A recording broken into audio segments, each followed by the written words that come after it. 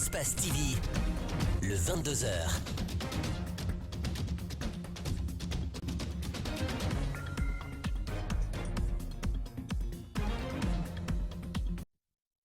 Merci de votre fidélité renouvelée au programme d'Espace et de Calac TV. Bienvenue dans cette nouvelle édition dont voici les principales articulations. À la une de l'actualité, c'est un grand exploit pour le personnel médical guinéen. Vous allez le voir, il vient de sauver des bébés siamois ici même à Conakry après une intervention chirurgicale qui a duré des heures.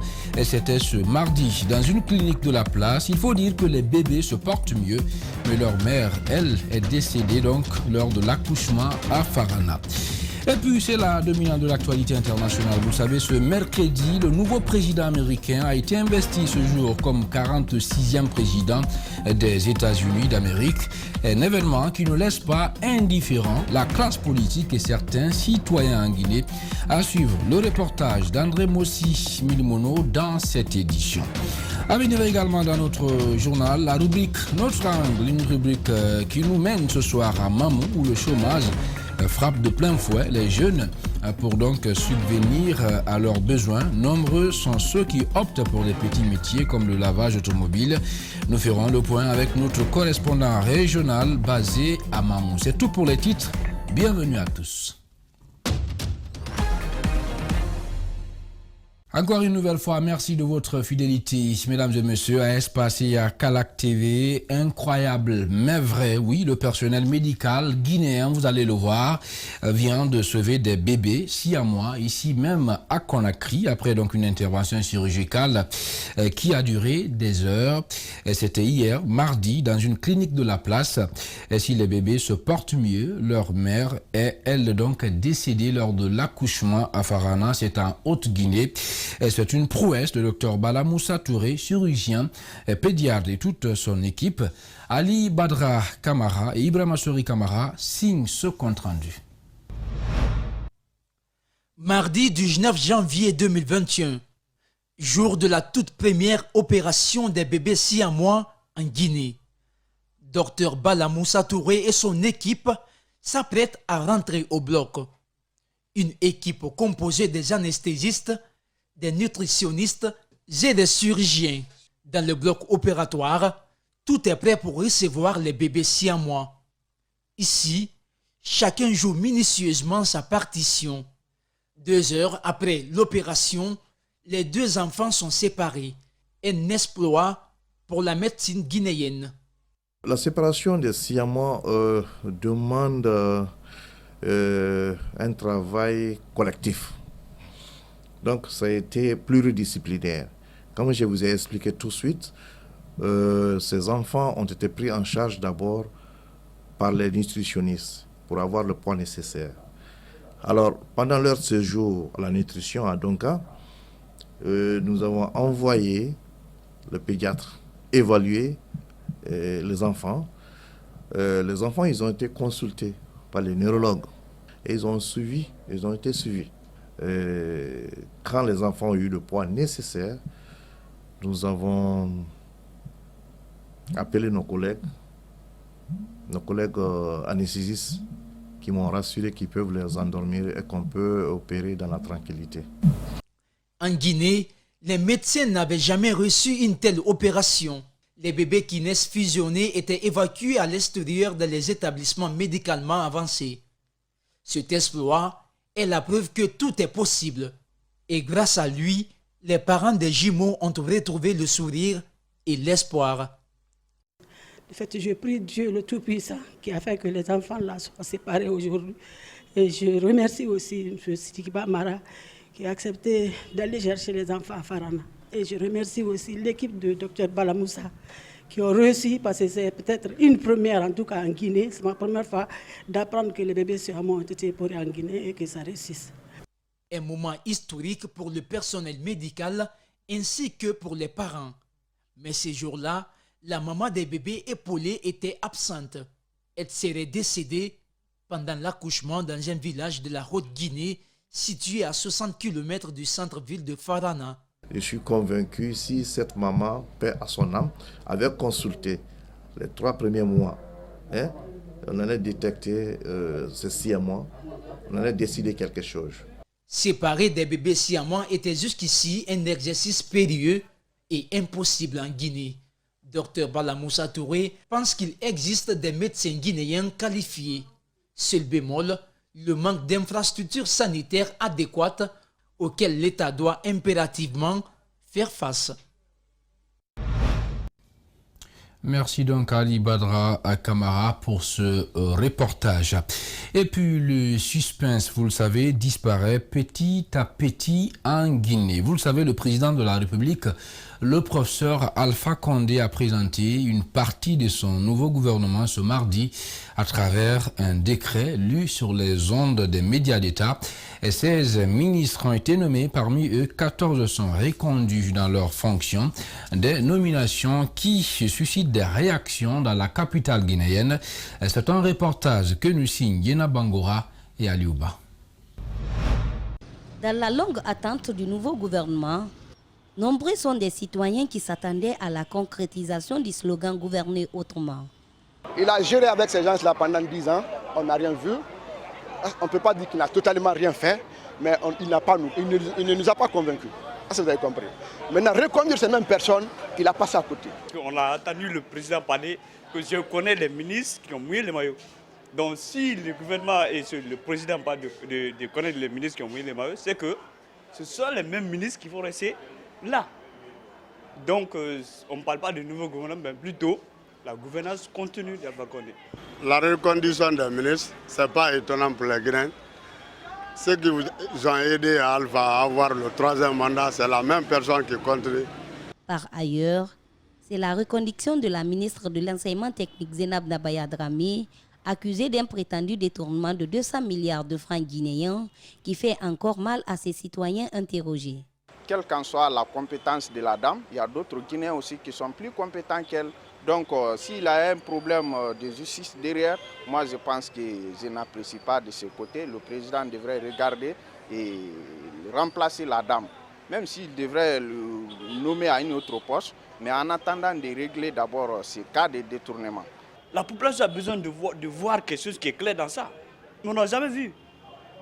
Pour matérialiser les promesses que le président a faites à sa population, ses citoyens proposent... Les solutions sont très simples.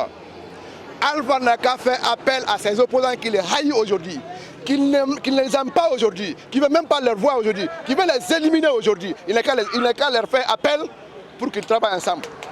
Qu'il n'a qu'à essayer de bien veiller sur les ministres qui viennent de nommer.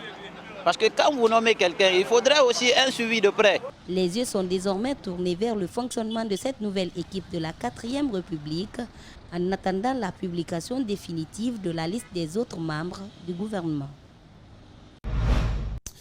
On reste dans le même sillage pour dire que l'actualité politique du pays reste toujours dominée, vous le savez, par la nomination des membres du gouvernement à sa tête, donc Dr Kassori Fofana. Baouri, invité de l'émission Les Grandes Gueules ce mercredi, a donné ses impressions. Je vous propose de suivre ce reportage que nous signe Marissa Kamara et Yacouba Traoré. Nomination partielle du nouveau gouvernement. Baouri donne son avis d'homme politique sur l'équipe de Kassori. Parce que très souvent, de par le constat que nous faisons, il y a un déficit de liberté octroyée aux membres du gouvernement pour agir de manière efficace, parce qu'on voit beaucoup plus un interventionnisme très régulier et très fréquent du président dans la gestion des affaires de chaque ministère, ce qui fait que parfois les ministres ne sont là que comme disons des prête-noms et non pas comme des décideurs chargés de faire appliquer avec rigueur et professionnalisme une certaine idée de la vision qui est en cours dans le pays. Et c'est très dommage. Tous les secteurs sont prioritaires en Guinée. Les défis sont énormes. Ils ne peuvent être relevés sans l'engagement des cadres qui ont bénéficié de la confiance du chef de l'État, estime le président de l'Union démocratique pour la renaissance de la Guinée. Je déplore que le gouvernement soit composé en double détente, parce que cela veut dire qu'il y a des problèmes de concertation au niveau du sommet de l'État pour composer une équipe. Ils ont eu le temps de réfléchir sur leur façon de faire et sur les hommes et les femmes qui devraient composer le gouvernement. Donc en agissant comme ça, cela veut dire qu'il n'y a pas eu de préparation. Et ça montre dans une certaine mesure un certain, à mon avis, un certain laisser-aller. L'apaisement du climat politique en instaurant un cadre de dialogue franc, ensuite la libération des détenus politiques pourrait être un atout pour offrir un nouvel élan à la Guinée, souligne Baouri.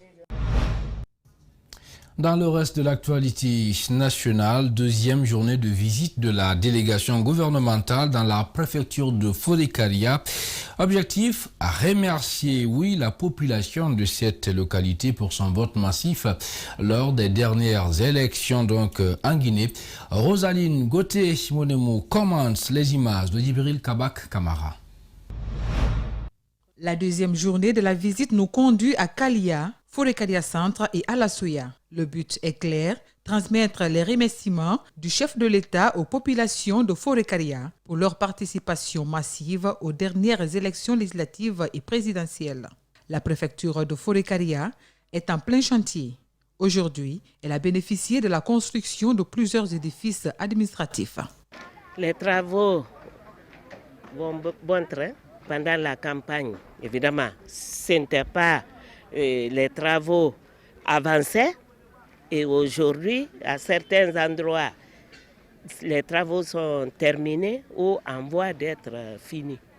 Les habitants de la préfecture de Forêt-Karia remercient et encouragent le chef de l'État pour les travaux déjà réalisés dans leur localité et ceux qui restent à faire. Ils se réjouissent également de la reconduction de Kassori Fofana, un fils du terroir, au poste de Premier ministre. Les populations de Forêt-Karia, par reconnaissance aux acquis du président de la République, qui font que Forêt-Karia aujourd'hui soit considéré de chantier, reconnaissent aussi les efforts du président.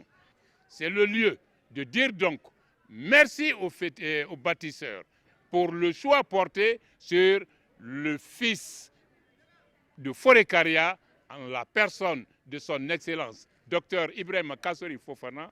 La préfecture de Forêt-Karia est composée de 11 sous-préfectures. Seules 7 ont reçu la visite des émissaires du président Condé.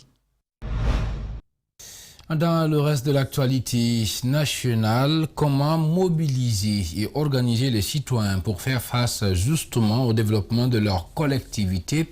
La question était au centre d'une rencontre tenue ce mercredi à Conakry. Au niveau de la commune de Kaloum, les responsables font preuve de détermination pour la mise en œuvre plutôt justement et l'exécution bien sûr du projet visant l'amélioration des conditions de vie des citoyens dans cette commune. Là-dessus, la commune peut compter sur le soutien et l'appui des partenaires venus de la société civile guinéenne. Reportage Mamadou Boy Diallo et Abouakar Din Kamara. Après une élection présidentielle émaillée de violence, de morts et destruction de biens, place désormais au travail. La commune de Kaloum ne perd pas de temps et les conseillers veulent aller vite dans le cadre de la mise en œuvre et de l'exécution des projets visant l'amélioration des conditions de vie des citoyens. Et là-dessus, la commune mise sur l'implication citoyenne pour une question de redevabilité et de transparence. On a tellement de choses à faire dans la commune qu'il faut en tout cas, c'est-à-dire partager les responsabilités. Les femmes responsables dans les quartiers, que ce soit politique, social, nous savons qu'ils existent dans les quartiers. L'initiative va toucher, outre la commune de Kaloum, celle de Bofa et Boké. Partout, le maître mot sera l'amélioration de la gouvernance locale et celle des conditions de vie des populations. Les partenaires en sont conscients et rassurent de leur implication pour la réussite du projet. Les collectivités financent certains projets. Alors il faudrait que les citoyens puissent avoir un droit de regard sur ces projets s'assurer que la qualité de prestation des services est bonne. C'est une initiative qui vise à donner un sens à la démocratie locale, à faire en sorte qu'après les élections locales, qu'il y ait une vie active dans les communautés impliquant les groupes citoyens. En dépit des moyens financiers limités, les collectivités se battent comme elles peuvent pour faire face aux préoccupations des populations. Autre sujet d'actualité dans ce journal, le ministre de la Communication, les députés, les administrateurs territoriaux et les autorités locales étaient à la tête d'une forte délégation ce week-end dans la commune de Boké et dans la sous-préfecture de Kamfarandé. Nous sommes en Basse-Côte. C'est une initiative du président Alpha Condé. Elle vise donc à remercier le peuple de Guinée et tous les militants du RPG Arc-en-Ciel pour sa réélection du 18 octobre 2020. Reportage Oumar Sori Kamara, Aïssatou Kesso Diallo et Salifou Lifou Sissé. Cette visite de la délégation du RPG Arc-en-Ciel à Boké s'inscrit dans le cadre de remerciements des militants et sympathisants du parti RPG Arc-en-Ciel ainsi que la population guinéenne pour la réélection du chef de l'État, professeur Alpha Condé. Si il est content aujourd'hui, c'est grâce aux efforts conjugués des fils résidents et ressortissants de Boké. Nous sommes plus que jamais touchés par la satisfaction que RPG Arc-en-Ciel vient d'exprimer suite à la réélection de son leader, l'infatigable bâtisseur, professeur Alpha Condé. Au cours de cette tournée, plusieurs édifices publics ont été inaugurés dans la sous-préfecture de Kamfarandé. Ravi de cette initiative, le maire de la commune rurale exprime sa gratitude à l'endroit de cette délégation. La sous-préfecture qui vous reçoit est appelée Victoria, est située à 45 km de chef-lieu de préfecture de Boké.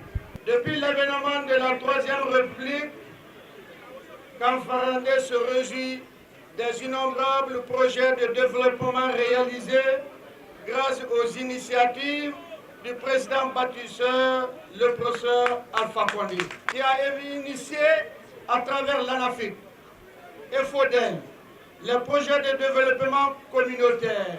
Le ministre de la Communication, lui, a un seul mot sur ses lèvres aux populations de Kamfarandé, celui d'accompagner le président Alpha Condé dans la réalisation de ses projets. La lecture est très simple.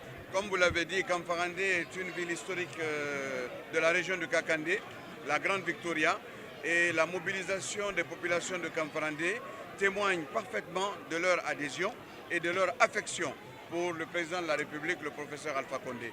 Pendant ces 3 jours, cette délégation gouvernementale a visité plusieurs communes rurales de la ville économique guinéenne pour adresser sa reconnaissance envers sa population. La mobilisation de ce matin m'a vraiment édifié et j'espère, et je pense que ça sera comme ça, que Kamfarandé reste Kamfarandé et il reste RPG Arc-en-Ciel. On reste toujours en Guinée pour dire qu'en Zérékoré, David Massa Zogbelemou a aussi été donc intronisé lundi comme patriarche de la ville. Il succède à son père Molo Olomou Hazali Zogbelemou, décédé, vous le rappelez, en décembre donc dernier des suites de maladie. David Massa a été mis à la tête du patriarcat en présence des chefs notables et les différentes communautés. Il a invité, vous allez le voir, les populations à la cohabitation surtout pacifique pour le bonheur d'un Zérékoré. Il est au micro de notre correspondant régional basé en Zérékoré, Alexis Collier. À l'heure qu'il fait, je vous dis en franche vérité, je ne suis pas Belé, ni Konia, ni Manon.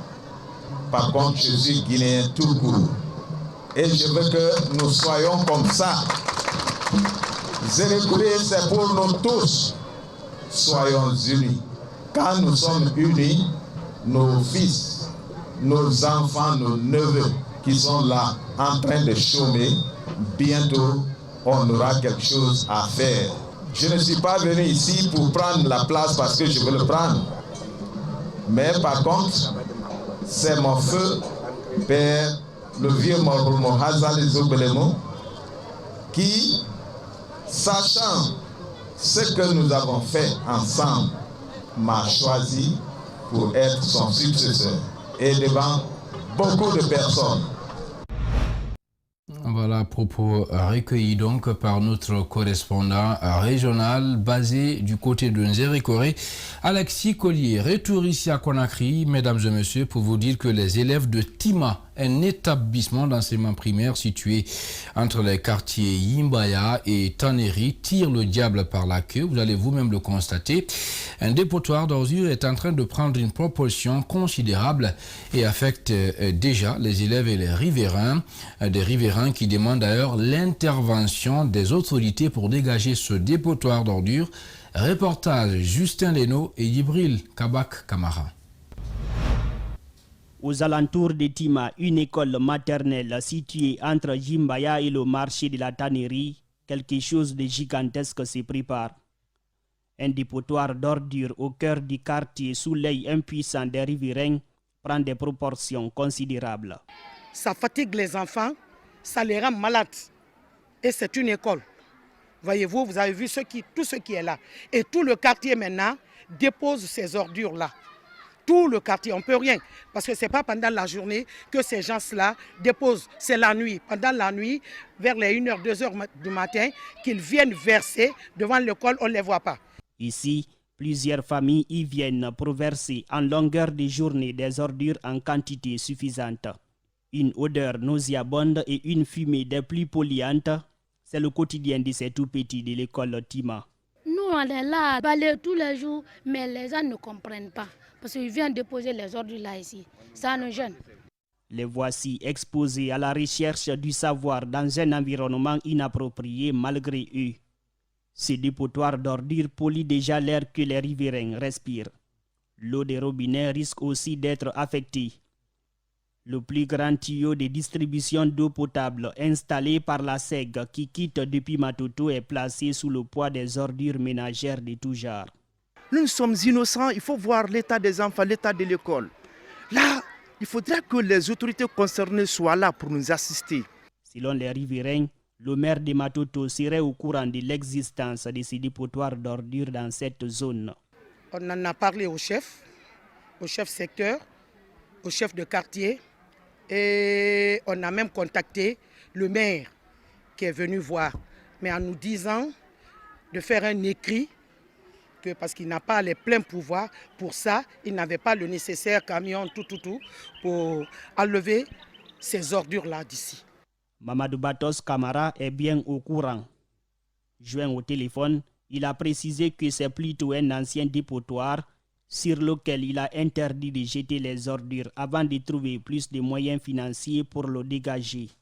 J'ai été faire le constat.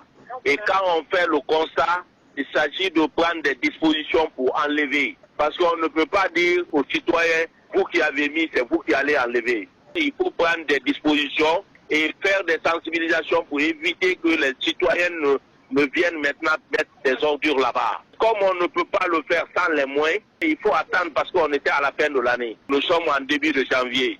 Donc on va essayer de mettre tous les moyens nécessaires pour dégager. Si rien n'est fait, il risque d'atteindre un niveau des plus hauts pouvant causer des dégâts énormes. D'ailleurs, les conséquences des dépotoirs d'ordures ne tardent pas. On se souvient du drame de Dar es Salaam en août 2017 où un éboulement d'ordures a fait 9 morts. Les habitants collés à l'unique décharge de la ville ont été ensevelis sous les ordures qui se sont déversées sur 3 maisons. L'Institut national d'assurance maladie obligatoire et la Caisse nationale de prévoyance sociale étaient ce mercredi face aux acteurs syndicaux de la CNTG ici même à Conakry. Objectif, expliquer et solliciter surtout l'implication de ces acteurs syndicaux dans la sensibilisation des fonctionnaires et contractuels de l'État et aux retraités au paiement des cotisations. Bernard Kondono et Mohamed Aloussieni Kamara nous en disent plus à travers ce reportage que je propose de suivre. Après une tournée de sensibilisation dans plusieurs villes de l'intérieur du pays avec pour objectif expliquer aux fonctionnaires retraités et contracteurs de l'administration publique l'importance du paiement des cotisations pour le fonctionnement de la Caisse nationale de prévalence sociale et l'Institut national d'assurance maladie obligatoire INAMO, la mission a procédé ce mercredi à une séance de restitution. Il s'agit là de 2 fruits de l'accord tripartite. Et cette rencontre avec les responsables des mouvements syndicaux de la CNTG consiste à faire une restitution de la tournée d'élargissement des informations et solliciter l'implication des mouvements syndicaux pour la réussite de ces projets. L'enjeu, c'est cela, le paiement et la prise en charge effective des fonctionnaires ou des agents de l'État par ces 2 structures en termes de pension, en termes de maladie, en termes d'accident de travail et en termes de prestations familiales. Conformément aux accords tripartites, le taux de cotisation est fixé à 5% pour les agents de l'administration publique en fonction et 2% pour ceux déjà à la retraite. INAMO tient à rassurer les fonctionnaires à leur offrir des services de qualité. Déjà plus de 500 fonctionnaires sont pris en charge par l'Institut. Il y a plus de 500 agents publics qui ont été traités aux frais de l'INAMO, à Kamsar comme à Conakry. C'est un test. Il y a eu plus de 150 agents publics évacués en Algérie, au Maroc et en Tunisie aux frais de l'INAMO. Ils n'ont pas payé un franc. Les syndicalistes, qui sont d'ailleurs des initiateurs de ces projets à travers leur plateforme revendicative, s'engagent à œuvrer auprès des syndiqués pour leur adhésion au projet pour le paiement des cotisations. Nous comptons nous y prendre à sensibiliser, à informer et à vulgariser, n'est-ce pas, ces 2 institutions pour que l'adhésion soit massive. L'Institut national d'assurance maladie obligatoire compte multiplier son champ d'action à l'intérieur et à l'extérieur du pays pour la prise en charge sanitaire rapide des fonctionnaires malades.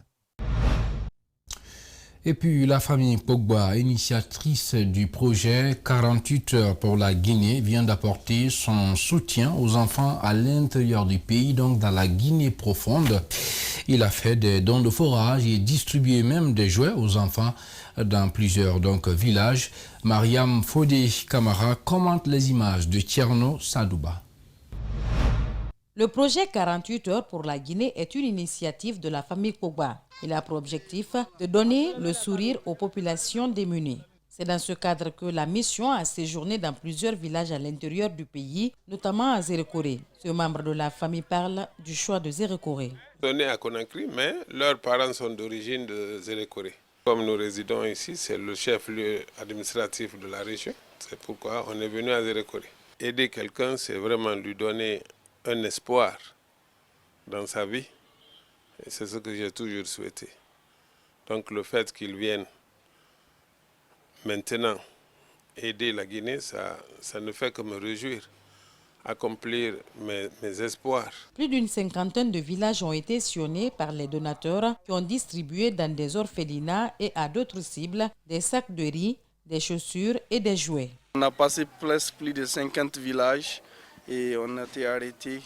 Et plusieurs villages, Kessedou, Kekedou, Massanta. La plupart de ce qu'on a donné aujourd'hui, c'est des chaussures et quelques jouets, des Lego, des jouets qui vraiment rendent des enfants intelligents parce qu'ils vont suivre la manière et fabriquer tout ce qu'ils veulent avec leurs jouets-là. Donc c'est très impressionnant de voir les enfants des Zérékoré ont déjà monté leurs jouets avant qu'on départe là-bas. Donc c'est très bien. L'objectif, c'est pour encourager les enfants et à leur donner une chance d'avoir quelque chose pour jouer et surtout quelque chose d'intellectuel. Ça va les servir. Les récipiendaires, sourire aux lèvres, ne manquent pas de remerciements à l'endroit des donateurs. Je suis vraiment contente pour recevoir de ce cadeau. À la personne qui m'a donné de ce cadeau, je le remercie très sincèrement. Je suis très contente et merci. Après la Guinée, selon les initiateurs, c'est le Niger qui sera le prochain pays à bénéficier du don de la Fondation 48 heures pour la Guinée. Du sport football à présent dans cette édition pour dire que le Sili national local de Guinée a signé, vous le savez mesdames et messieurs, sa première victoire ce mardi contre la Namibie. C'est au compte de la 6e édition justement du championnat d'Afrique des Nations de football Cameroun 2020. Les hommes du coach Kamfori Lapé Bangora se sont montrés plus réalistes que les Namibiens. Yaya Demba Kamara, Yabouakar Keke Bangourassouma ont interrogé donc quelques techniciens du football au plan local. Je vous propose de suivre leur reportage. Ils ne l'ont pas fait dans la dentelle face aux hommes du coach Bobby Samaria de la Namibie. Tactiquement très à l'aise, les poulains du technicien guinéen Kamfouri Lapé Bangoura ont dicté leur suprématie durant toute la rencontre. Pourtant, un stade de Limbé, en grande partie vide, mais sectoriellement animé par quelques ressortissants guinéens vivant au Cameroun. Le Sili local rassure en ouvrant le score à la 13e minute par le biais du jeune Nyanya Bari. Figurez-vous une certaine satisfaction parce que avant le début de la compétition, on souhaitait ardemment que le Sili national gagne son premier match. Vous savez, dans ce genre de compétition, formule championnat, le premier match gagné, ça rassure l'équipe. Vu la préparation peu rassurante de cette équipe locale, selon certains observateurs du football guinéen, personne ne pouvait s'y attendre. Mais le tricolore guinéen fait des heureux pour cette première sortie, ce qui pourrait le propulser, sans nul doute, pour le second tour du CHAN. Bon, le premier défi, c'est la récupération. Est-ce que les jeunes vont récupérer après cette débauche d'énergie? Parce que vous avez vu, la préparation a été quelque peu chaotique. Le stage bloqué au Gabon a été annulé. J'espère que l'AP va trouver la parade. S'il a visionné l'équipe zambienne, c'est de déceler les failles. Certes, des améliorations, il y en a eu. De Conakry en passant par le Maroc, où l'équipe a eu d'ailleurs 2 matchs amicaux sans succès face au Lion de l'Atlas avant son envol pour Limbé. Mais l'on peut se dire que cela a été un bon apprentissage pour ces locaux. On avait une équipe du Sili qui n'avait rien à se reprocher. Sur le plan technique, c'est une équipe qui jouait très très bien. Déjà, la possession de balle faisait foi. Et vous avez vu aussi au niveau de la finition, c'est Nyanya encore qui revient. Dans cette poule, l'équipe qui est censée sur papier la plus faible, c'est bien la Namibie. On a vu l'autre match entre la Zambie et la Tanzanie. Ça a été un match très relevé, l'un des meilleurs matchs de ce champ-là. Donc il faut faire un très bon match contre la Zambie. En attendant d'autres matchs du groupe A, B et C, le groupe D connaîtra le choc de la deuxième apparition entre 2 poursuivants directs, la Guinée et la Zambie. Un match qui va tenir toutes ses promesses samedi 23 janvier dans le stade Omnisport de Limbé. Voilà, c'est la dominante de l'actualité internationale. Ce mercredi, le nouveau président américain, vous le savez, a été investi ce mercredi comme 46e président des États-Unis d'Amérique. Le sujet suscite assez de débats sur le continent africain, mais aussi en Guinée. Quel sera l'avenir des relations entre l'Afrique et les États-Unis sous l'administration Joe Biden? Les Africains peuvent-ils s'attendre à quelque chose? Pour répondre, mesdames et messieurs, à toutes ces questions, nous avons rencontré pour vous quelques observateurs de la scène politique américaine.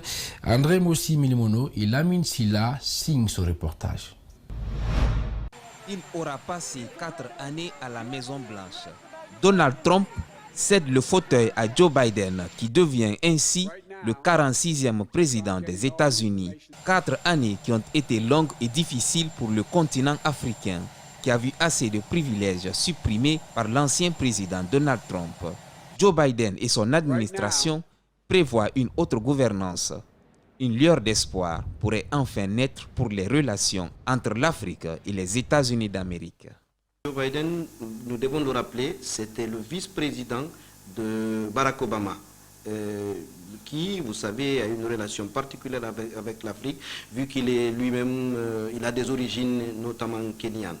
Donc, je pense que de ce point de vue, en termes de symboles, ça devrait vraiment changer. Le ton vis-à-vis de l'Afrique, vis-à-vis des dirigeants africains, vis-à-vis de la jeunesse africaine devrait changer.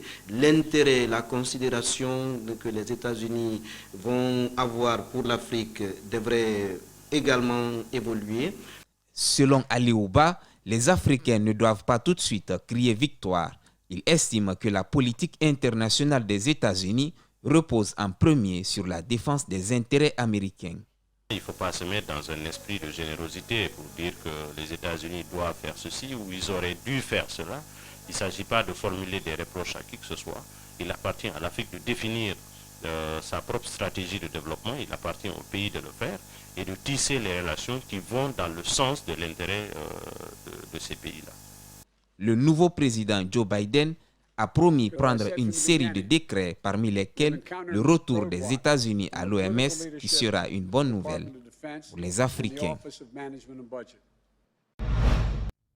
Voilà, retour à présent en Guinée pour vous proposer la rubrique Notre angle. Le chômage, vous le savez, est le dénominateur commun de la jeunesse guinéenne.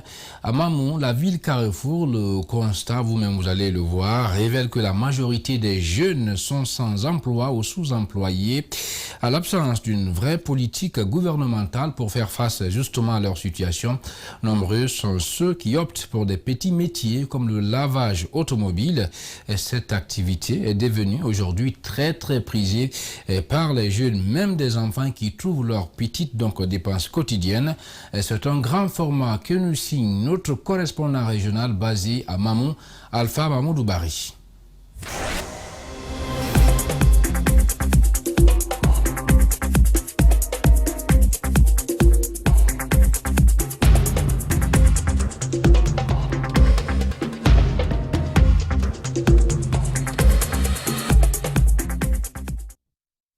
Après le métier de taxi-moto, la jeunesse de Mamou se lance de plus en plus dans le lavage d'engins roulants.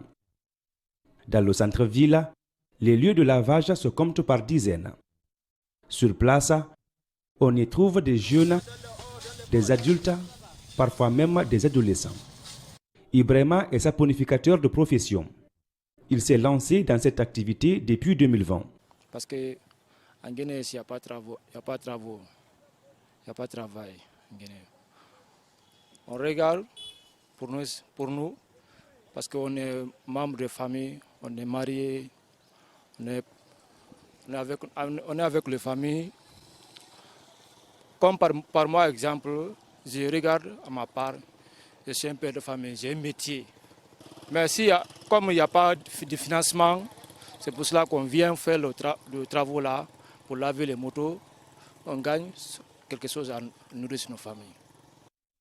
Dans ce lavage, le tarif des prestations est fixé en fonction du type d'engin à laver. Par exemple, moto ici, le prix fixe c'est 8 000. Si le moto est trop sale, on fait 10 000. C'est le prix. Même voiture, c'est 20 000, 25 000. Amadouri est aussi chef de lavage au quartier Madina Tambassa. Le fait qui lui a poussé à faire cette activité s'appelle pauvreté. On a déjà essayé de là, on a étudié à l'école jusqu'à terminale parce qu'il n'y a pas de, on a trouvé que les parents, il n'y a pas de moyens. C'est pour cela que nous avons sorti, on a organisé, on a essayé de faire des blocs là pour que nous gagnions, pour que nous avons essayé de gagner nos besoins quoi. Parce qu'on va aider ici les parents, on va essayer des petits sœurs pour avoir des chaussures. Parce que nous aussi on a besoin de partir, on a besoin de faire de mariage encore. Ce métier constitue la seconde activité de plusieurs enfants dans la ville Carrefour. Après leur cours, ces derniers se donnent rendez-vous dans ces points de lavage. À 11 ans, cet enfant en classe de 5e année est déjà le gagne-pain de toute sa famille. Quand ce jour-là, on ne va pas partir à l'école, je viens ici pour travailler. Mais quand on va partir à l'école, je quitte seulement à l'école, je révise. Ce que je gagne ici, je viens, je pars à la maison, je donne à ma grand-mère. Si c'est 20 000, j'ai gagné 20 000. Je donne à ma grand-mère 15 000. Le 5 000 qui reste, je viens, le matin je viens, je prends, je mange 2500. Le 2500, je donne à mes petits frères. Une activité génératrice de revenus, certes, mais qui n'est pas sans difficulté. Il y a beaucoup de blessures dans ça là. Même ici au bras, ici, il y a des blessures dans ça là. Regardez, vous voyez, il y a tout ici. Parfois, par jour, je rentre à la maison avec les 25 000 comme ça. Quand on finit le travail, on va prendre l'argent, on trouve notre patron, on le rencontre comment on a travaillé. Après, on enlève les dépenses, comme on achète l'homo avec l'essence. Comme le dit l'adage, il n'y a pas de sot métier. Surtout si cela permet à l'individu de gagner sa vie avec dignité et considération. Voilà, merci donc à Alpha Mamadou Bari pour ce brillant reportage.